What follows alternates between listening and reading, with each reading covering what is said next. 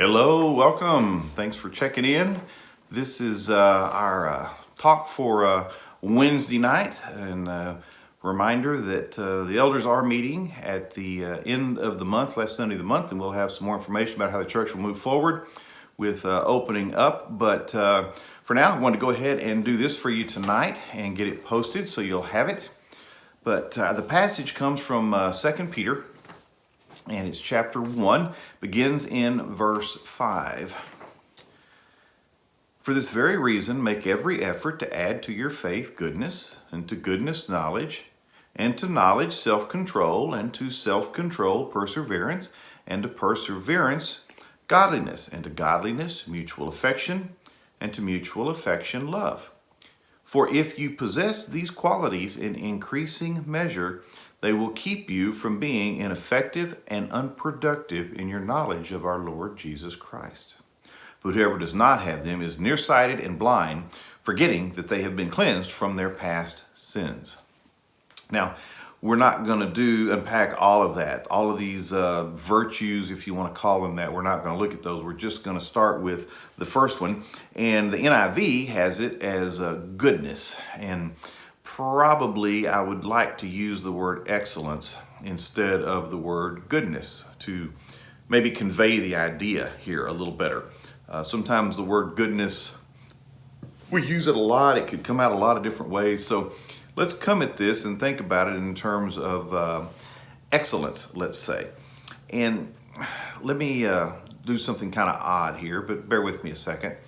I know personally in my life, I appreciate excellence.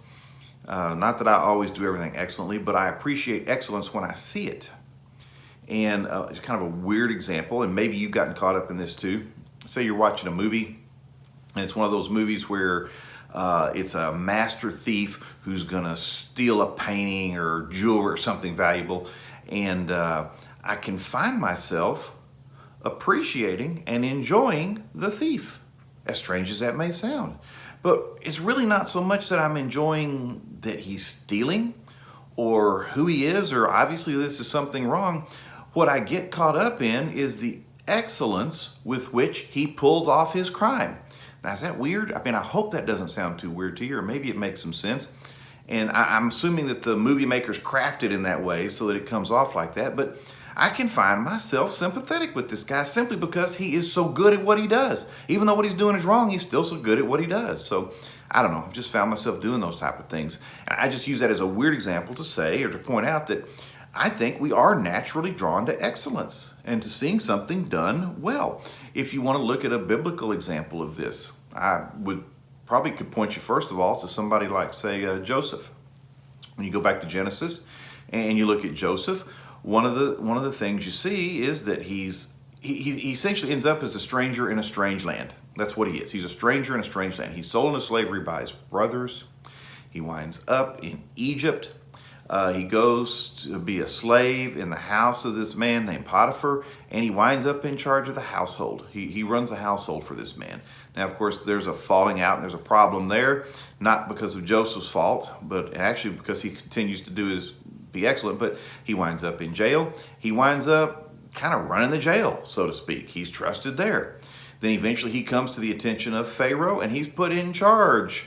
Kind of made second in command, so to speak. And he does an excellent job of that. In other words, the thing that stands out about Joseph time and time again is his excellence. He is excellent at what he does. And it rises to the top, and it shows, and people notice. Another Old Testament example, and it fits the same type of theme of a stranger in a strange land, is Daniel. Daniel is Jewish, but he is a stranger in another place. He's been deported, so to speak, and taken to another place to live. But yet he does what he does so well for those he serves that they can't help but recognize him because of his excellence. So there's just something about excellence that draws us. And hopefully it doesn't just draw us so we admire it, but that we want ourselves to be excellent. I cannot remember the reference for this story. I wish I could. I wish I'd written it down. It's just somewhere in the back of my reading, somewhere, I came across a story. And it was talking about a cathedral. And very often in cathedrals, you have all these statues. And a lot of times these statues may even be up and maybe in a little niche somewhere. And that statue may sit there for lots and lots of years and not even be moved. It just sits there. But for this particular cathedral, one of the things they pointed out is that these statues were fully carved. In other words, it would be real easy for the carver of a statue to say, well, this is going to sit in this niche. It's going to sit there for who knows how long. Nobody is ever going to see the backside. All I've got to do is carve the front side.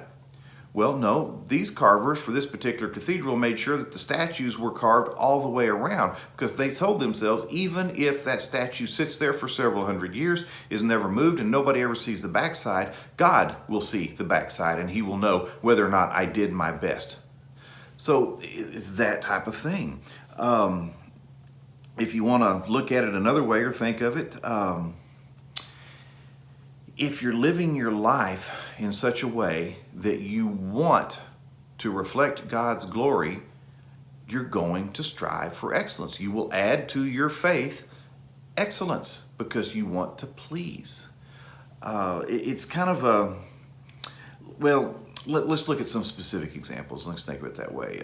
One of the things we want is that we want to have excellence of character. We want to have excellence of character. It's one of the things that we want to have. And one of the ways of expressing this is to say character is what you do when you think no one is looking. That's always a challenge, isn't it? If we think no one is looking, what would we still do? And it's maybe to take this another step, make it more practical. A person who is striving for excellence of character will not cheat. In fact, probably let's take it even a step further. I've heard this many times. I've said it. The truth is I've said it. You'll be in a class and you'll say something like this: I will never use this class. This is a stupid class. This is dumb. Why do they make us take it? This is an especially stupid assignment and an especially stupid class. Am I being too hard there? You've never said that though, right? You've never thought that. But the point is, there might be a temptation if you've been given an assignment, something like this, to cheat on it and say, you know what, I'm just going to take the easy way out here. I'm just going to take the easy way out. I'm going to be done with it, and I'm going to move on. Well, that's not excellence of character. You might even cheat and get away with it. It's still not excellence of character. And the reality is, you have lessened yourself. You've made yourself less by doing that. You're not who you should be. You have made yourself worse by cheating. You have really, in reality, you didn't really cheat that teacher. You cheated yourself. You know, there's something to this idea that, you know what, I have been given a job to do, and no matter what it is, I'm going to do it well. I'm in this class. I'm going to do it well. One of the things that I want to elaborate on here for a moment too is that you can say, I want to commit myself to excellence. Well, one of the things that you can get yourself into here is if you turn around and you look at others, you know what the reality is, you may try to do something and someone else is doing it better. And that can be discouraging. And you do not let that be something that discourages you. There will be others that do things better. In other words, one of the things that will kill you if you decide to pursue excellence in your life is if you just start doing comparisons. Comparisons can just kill us in life. They can just really ruin things for us. Don't turn it into one of those comparison type deals. In other words, it's really just simply a matter of, are you improving? Are you doing better? Are you doing, a little better than you did before? And you see, one of the other things that can get you is sometimes you can do something and you'll do it well, or you'll do it to a certain level, and you might do it the second time and it's not quite as good. And that can be frustrating. But that means the third time when you try it, you're still going to try and do your best. And it should get a little better. In other words, it's a trend over time, and it's a trend that only relates to you. It's not a matter of comparing yourself to everyone else. It's not about perfection. The other thing that I see get people when they say, I really want to pursue excellence, goodness, however you want, whatever word you want to use in my life, is that if they don't do it perfectly, they get discouraged. Again, you're not going to see perfection in all of this. You're not going to see it. And the other thing that I would like to caution us about is I think there is a difference between success and excellence.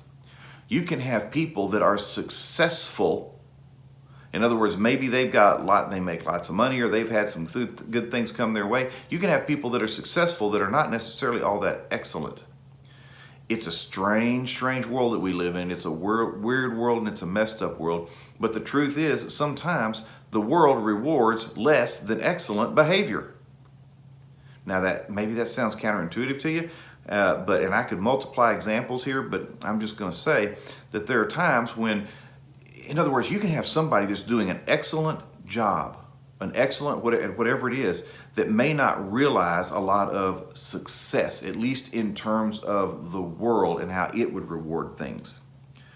Let me wind this up with a quick story, and I love this story, and you've probably heard it, but let's share it again. It's a great one to remind us of. There was a teacher, and she was really kind of a combination missionary teacher in an area, and I guess by our standards that area would be rather poor and probably rather unimproved. Perhaps primitive would be the word we'd use. And it was coming up on Christmas time, and a little boy brought her a gift, and she opened up the gift to look inside, and it was a seashell. And she had been in this area long enough to realize that these seashells were found at the shore, but the shore was a good long walk. I want to say it was a day's walk there and a day's walk. It was a significant amount of travel that the little boy had to do to go to the seashore and get that. And her first reaction was, of course, you shouldn't have done this. You shouldn't have made that walk. And the little boy responded and said, well, the long walk is part of the gift. Now think about that. And I don't know if this story is true or not. It's just a good story. But if that story is true, and maybe it is, let's assume it for a moment. Do you not think that that teacher treasured that seashell the rest of her life? I don't get the idea from the story that it was anything uncommon about this seashell. It was just, this is where you found them, and you could go down there and you could find them, and you could expect to find them. But it was the excellence, the goodness to this boy. The long walk was part of the gift. And I'm here to tell you, our Heavenly Father recognizes and cherishes excellence and us doing our best and us going the extra to get something and do it well in His name.